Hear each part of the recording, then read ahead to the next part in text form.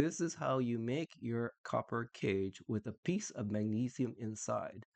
This wire is about 20 centimeters long, and so we start at 8 centimeters, where we place a small, about 1 centimeter piece of magnesium. This is kind of tricky because you shouldn't try to bend the magnesium too much, as it will break.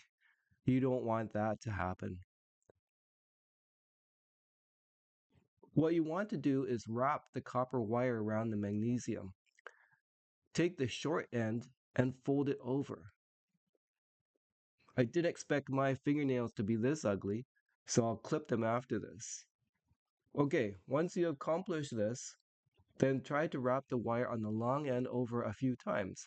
Turn the piece around and wrap along the other end, or the edge, to make a ball in a copper wire. Give it a good shake. And if the magnesium doesn't fall out, it's good enough for the next step.